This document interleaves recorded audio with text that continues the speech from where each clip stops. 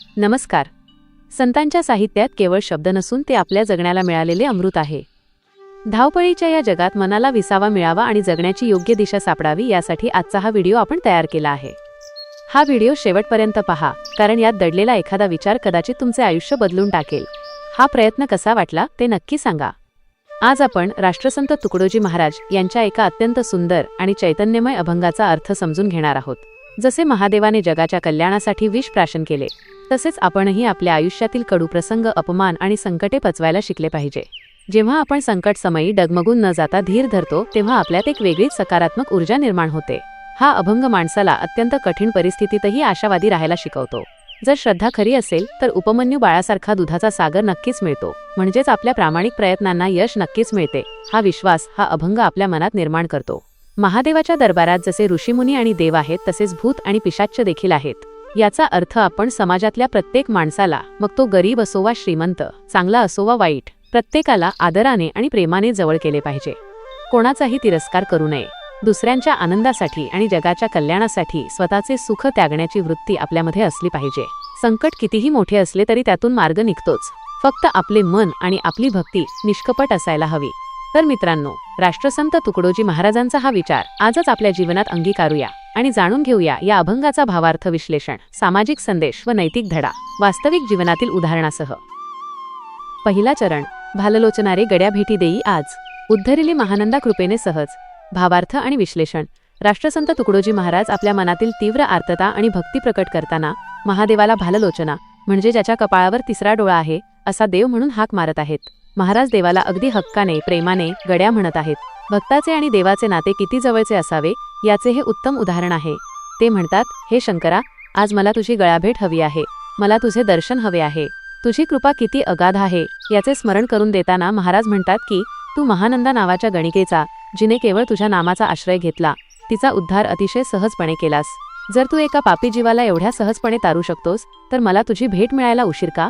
या चरणातून देवाचा पतित पावन हा गुण आणि भक्ताची व्याकुळता अत्यंत सुंदर रीतीने दिसून येते. सामाजिक संदेश आणि नैतिक धडा. या चरणातून राष्ट्रसंतांनी समाजाला सर्वसमावेशकता आणि भूतदया हा अत्यंत महत्त्वाचा नैतिक धडा दिला आहे. त्या काळी समाजात जातीभेद, वर्गभेद आणि चारित्र्यावरून माणसाला हीन लेखण्याची प्रवृत्ती मोठ्या प्रमाणावर होती. महानंदा ही एक गणिका होती, जिला समाजाने नेहमीच तुच्छ मानले होते. परंतु ईश्वराच्या दारात कोणताही पूर्वइतिहास किंवा सामाजिक स्तर आडवा येत नाही. संतांना समाजाला हेच सांगायचे होते की माणसाला त्याच्या भूतकाळावरून किंवा त्याच्या व्यवसायावरून न्याय देऊ नका. प्रत्येकाला सुधारण्याची आणि सन्मानाने जगण्याची संधी मिळायला हवी. समाज तेव्हाच प्रगती करू शकतो जेव्हा तो कोणालाही मागे न टाकता सर्वांना सोबत घेऊन पुढे जातो. वास्तविक जीवनातील उदाहरण. आजच्या आधुनिक काळात आपण याचे उत्तम उदाहरण कैद्यांचे पुनर्वसन करणाऱ्या संस्थांमध्ये पाहू शकतो. एखादा व्यक्ती गुन्हेगारी पार्श्वभूमीचा असेल किंवा त्याच्याकडून भूतकाळात काही चुका झाल्या असतील, तर समाज त्याला कायमचा वाईट टाकतो. परंतु किरण बेदी यांनी तिहार जेलमध्ये कैद्यांना शिक्षणाची आणि सुधारण्याची जी संधी दिली, किंवा आजही अनेक सामाजिक संस्था माजी गुन्हेगारांना कौशल्य शिकवून त्यांना मुख्य प्रवाहात आणतात, हे या चरणाचे उत्तम उदाहरण आहे. भूतकाळात चुकलेल्या माणसाचा तिरस्कार न करता त्याला प्रेमाने आणि सन्मानाने कवटाळून त्याचा उद्धार करणे, हाच आजचा खरा सामाजिक संदेश आहे. दुसरा चरण. उपमन्यू बाळासाठी केला दुग्धसिंधू, हलाहल प्राशुनिया राखियली लाज. भावार्थ आणि विश्लेषण. या चरणात महाराज महादेवाच्या दोन अत्यंत प्रसिद्ध कथांचा संदर्भ देऊन त्यांच्या अथांग करुणेचे कौतुक करत आहेत. बाल उपमन्यूने जेव्हा दुधासाठी हट्ट केला आणि त्याच्या गरीब आईला त्याला दूध देणे शक्य नव्हते, तेव्हा त्याने महादेवाची भक्ती केली. भोळ्या शंकराने त्या लहान बाळाच्या भक्तीवर प्रसन्न होऊन त्याला केवळ थोडे दूध दिले नाही, तर थेट दुधाचा समुद्रच म्हणजेच दुग्धसिंधू बहाल केला. देवाचे आपल्या भक्तांवर किती अथांग प्रेम असते हे यावरून समजते. पुढे महाराज म्हणतात की समुद्र मंथनाच्या वेळी जेव्हा संपूर्ण सृष्टीला नष्ट करू शकणारे हलाहल नावाचे भयंकर विष बाहेर पडले, तेव्हा सर्व देवांची आणि सृष्टीची लाज राखण्यासाठी, त्यांचे रक्षण करण्यासाठी तू ते विष स्वतः प्राशन केलेस आणि निळकंठ झालास. तू जगाचे संकट स्वतःवर घेणारा आणि भक्तांचे रक्षण करणारा खरा रक्षक आहेस. सामाजिक संदेश आणि नैतिक धडा. या चरणात दोन अत्यंत महत्त्वाचे नैतिक धडे दडले आहेत. पहिला म्हणजे दीनदुबळ्यांचे आणि बालकांचे रक्षण करणे, आणि दुसरा म्हणजे समाजासाठी स्वतः संकटे झेलणे. उपमन्यू हा एका गरीब ऋषींचा लहान मुलगा होता, ज्याला दुधाची तीव्र गरज होती. ईश्वराने त्याच्यासाठी दुधाचा समुद्र निर्माण केला. यातून संतांनी शिकवले की समाजात जे दुर्बळ, अनाथ आणि वंचित घटक आहेत, त्यांच्या मूलभूत गरजा पूर्ण करणे ही संपूर्ण समाजाची नैतिक जबाबदारी आहे. दुसरे म्हणजे जेव्हा समुद्रातून हलाहल म्हणजे विष निघाले, तेव्हा संपूर्ण सृष्टीच्या रक्षणासाठी महादेवाने ते स्वतः प्राशन केले. संतांना, त्या काळातील नेत्यांना आणि प्रमुखांना हा धडा द्यायचा होता की जो व्यक्ती समाजाचे नेतृत्व करतो त्याने समाजावरील संकटे स्वतःच्या अंगावर झेलण्याची तयारी ठेवली पाहिजे. केवळ सुखाचा उपभोग घेणे हे नेतृत्वाचे लक्षण नाही. वास्तविक जीवनातील उदाहरण. याचे सर्वात मोठे वास्तविक उदाहरण म्हणजे बाबा आमटे आणि त्याचे कुटुंब. कुष्ठरोग्यांकडे समाज विष म्हणून पाहत होता. त्यांना गावाबाहेर काढले जात होते. बाबा आमटेंनी त्या कुष्ठरोग्यांचे दुःख म्हणजे समाजाचे ते हलाहल स्वतः झेलले आणि आनंदवनाची निर्मिती केली. बालकांच्या संदर्भात बोलायचे झाले तर कैलास सत्यार्थी यांनी बचपन बचाओ आंदोलन चालवून हजारो अनाथ आणि बालमजुरी करणाऱ्या मुलांचे जीवन वाचवले. गरिबांच्या आणि लहान मुलांच्या भुकेसाठी आणि हक्कांसाठी स्वतःचे आयुष्य पणाला लावणे हेच हलाहल प्राशन करण्यासारखे आहे. तिसरा चरण. एसी वेदग्रंथ कीर्तिवर्णिती अनंत. ऋषी महंतांचे तुवा पुरविलेसी काज. भावार्थ आणि विश्लेषण. महाराज म्हणतात की हे महादेवा, तुझी ही अगाध कीर्ती, तुझे हे महात्म्य कोणतेही एक शास्त्र किंवा ग्रंथ पूर्णपणे लिहू शकत नाही. चारही वेद, उपनिषदे आणि अनेक पुराणे तुझ्या अनंत गुणांचे आणि लीलांचे वर्णन करताना थकून जातात. पण तुझी कीर्ती संपत नाही. ती अनंत आहे. युगानुयुगांपासून ज्या ज्या ऋषीमुनींनी, संतांनी आणि महंतांनी तुझी कठोर तपश्चर्या केली त्या सर्वांच्या मनोकामना तू पूर्ण केल्यास. त्यांच्या कार्यात येणारे अडथळे दूर करून तू त्यांचे काज म्हणजे त्यांचे कामे आणि त्यांचे हेतू साध्य करून दिलेस. तू केवळ सामान्यांचाच नव्हे तर मोठ्या ऋषी महंतांचाही एकमेव आधार आहेस. हाच या चरणाचा सखोल अर्थ आहे. सामाजिक संदेश आणि नैतिक धडा. या चरणाचा सामाजिक संदेश ज्ञान, संशोधन आणि निस्वार्थीपणे काम करणाऱ्या लोकांचा आदर करणे हा आहे. त्या काळी ऋषी आणि महंत हे केवळ पूजापाठ करत नव्हते तर ते समाजासाठी औषधोपचार, खगोलशास्त्र आणि नैतिक मूल्यांचे संशोधन करत असत. संतांना समाजाला हे समजावून सांगायचे होते की जे लोक समाजाच्या कल्याणासाठी, ज्ञानाच्या प्रसारासाठी आणि मानवाच्या उन्नतीसाठी आपले आयुष्य खर्च करतात त्यांना समाजाने सर्वतोपरी पाठबळ दिले पाहिजे. ज्ञानाचा आणि विद्वानांचा आदर न करणारा समाज कधीही वैचारिकदृष्ट्या समृद्ध होऊ शकत नाही. वास्तविक जीवनातील उदाहरण. आजच्या काळात याचे हुबेहूब उदाहरण म्हणजे आपले वैज्ञानिक आणि डॉक्टर. जेव्हा संपूर्ण जगावर कोरोना महामारीचे संकट आले होते तेव्हा रात्रीचा दिवस करून ज्या वैज्ञानिकांनी लस शोधली आणि ज्या डॉक्टरांनी स्वतःचा जीव धोक्यात घालून लाखो लोकांचे प्राण वाचवले ते आजच्या काळातील ऋषी महंतच आहेत. टाटासारख्या मोठ्या उद्योग समूहांनी किंवा सरकारने या वैज्ञानिकांना आणि संशोधन संस्थांना जे आर्थिक व सामाजिक पाठबळ दिले ते म्हणजेच ऋषी महंतांचे काज पुरवणे होय. ज्ञानाची पाठराखण करणे हीच समाजाची प्रगतीची गुरुकिल्ली आहे. चौथा चरण. घेऊनी त्रिशूल डमरू नंदीस्वार होत. अर्धांगी सती पार्वती, गणपती सिद्धिराज. भावार्थ आणि विश्लेषण. येथे राष्ट्रसंत तुकडोजी महाराज महादेवाच्या सगुण रूपाचे अत्यंत विलोभनीय आणि भव्य चित्र आपल्या डोळ्यांसमोर उभे करत आहेत. भगवान शिव हे आपल्या हातामध्ये दुष्टांचा संहार करणारे त्रिशूळ आणि सृष्टीच्या नादाचे प्रतीक असलेला डमरू घेऊन नंदीवर स्वार झाले आहेत. त्यांचे हे रूप एकाच वेळी अत्यंत संहारक आणि तितकेच शांत, आनंददायी आहे. त्यांच्यासोबत त्यांच्या डाव्या अंगाला त्यांची शक्ती, त्यांची अर्धांगिनी माता सती पार्वती विराजमान आहे आणि सोबतच सर्व कार्यासिद्धीस नेणारा, बुद्धीचा देवता, विघ्नहर्ता गणाधिपती सिद्धिराज गणपती आहे. हे वर्णन शिवाच्या संपूर्ण आणि आदर्श कुटुंबाचे दर्शन घडवते, जे जगताला एकात्मता आणि मांगल्याचा संदेश देते. सामाजिक संदेश आणि नैतिक धडा. हा चरण अतिशय सुंदर अशा कौटुंबिक सुसंवाद आणि स्त्री-पुरुष समानतेचा संदेश देतो. महादेवाच्या कुटुंबाकडे पाहिले तर त्यात कमालीची विविधता आणि विरोध आभासी स्वरूपात दिसतो. शिवशंकराच्या गळ्यात साप आहे तर गणपतीचे वाहन उंदीर आहे आणि कार्तिकेयाचे वाहन मोर आहे. साप उंदराला खातो आणि मोर सापाला खातो, तरीही हे कुटुंब अत्यंत आनंदाने एकत्र राहते. तसेच अर्धांगी सती पार्वती या शब्दातून संतांनी त्या काळातील पुरुषप्रधान संस्कृतीला चपराक दिली आहे. स्त्री ही पुरुषाच्या पायाची दासी नसून ती जीवनाची समान भागीदार म्हणजेच अर्धांगिनी आहे. हा नैतिक धडा संतांनी दिला. कुटुंबात आणि समाजात कितीही वैचारिक मतभेद असले तरी सर्वांनी एकत्र कसे राहावे हे या चरणातून शिकायला मिळते. वास्तविक जीवनातील उदाहरण.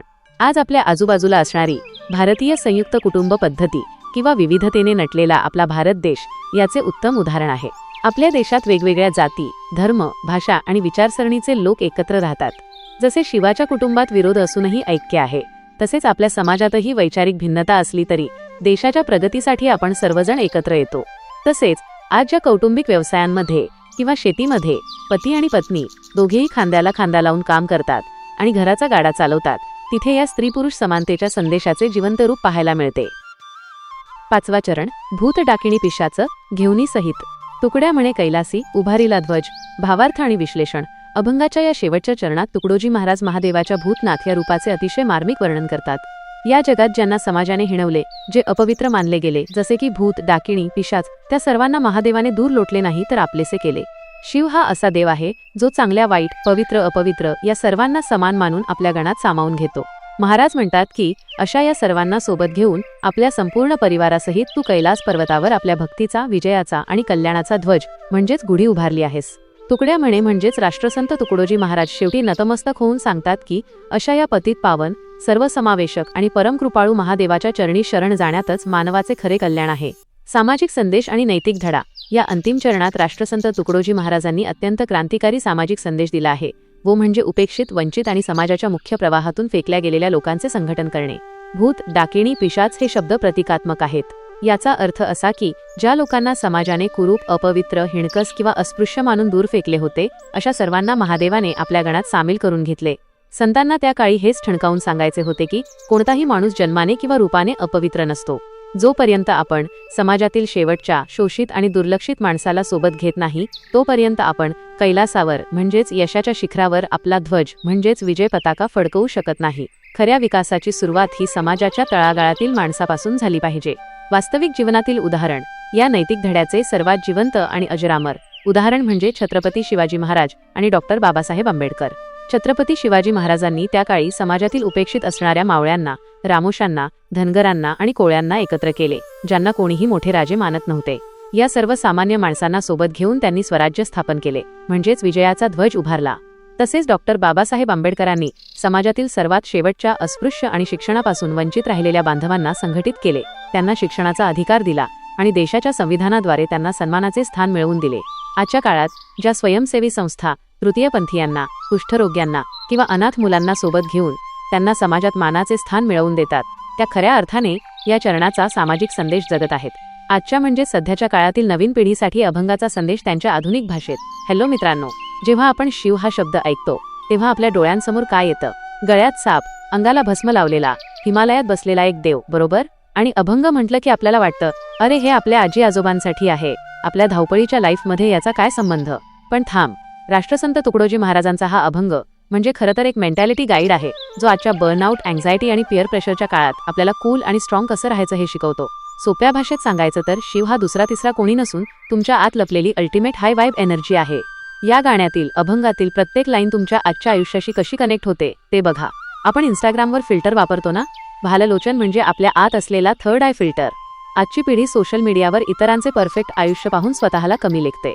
बाहेर बघणं बंद करा आणि इनवर्ड, अंतर्मुख व्हा. तुमच्या आत जो विवेक आहे तो जागृत करा. जेव्हा तुमचा आंतरिक डोळा उघडतो तेव्हा तुम्हाला समजते की बाहेरचे जग केवळ एक भ्रम आहे, खरा आनंद आत आहे. आजकालच्या जगात सर्वात मोठी समस्या काय आहे? टॉक्सिसिटी. ऑफिसमधील राजकारण, नातेसंबंधांमधील तणाव, सोशल मीडियावरील ट्रोलिंग हे सगळं आजच्या काळातील हलाहल विष आहे. मग काय करायचं? शिव बना. शिव जसं विष गळ्यात अडकवून नीलकंठ झाले, तसंच आपल्यालाही लोकांची नकारात्मकता मनात, हृदयात घ्यायची नाहीये आणि ती उलटून लोकांवर ओकायचीही नाहीये. ती गळ्यातच फिल्टर करायची आहे. म्हणजेच protect your peace at all costs. नकारात्मकतेला पचवून शांत राहणे, हाच खरा शिव ॲटिट्यूड आहे. आपण नेहमी स्वतःचे फक्त चांगले फोटो सोशल मीडियावर टाकतो. आपले अपयश, आपले काळे डाग, आपले वाईट विचार आपण लपवतो. पण शिवाची गँग वाईब बघा कशी आहे. त्यांच्यासोबत भूत, पिशाच, डाकिणी सगळे आहेत. शिव कोणालाही रिजेक्ट करत नाही. याचा अर्थ काय? On your flaws. तुमच्यात राग असेल, भीती असेल, जुने नको असलेले विचार असतील तर त्यांना घाबरू नका. त्यांचा स्वीकार करा आणि त्यांना हील करा. जो स्वतःच्या अंधाराला स्वीकारतो तोच उजेडाकडे जाऊ शकतो.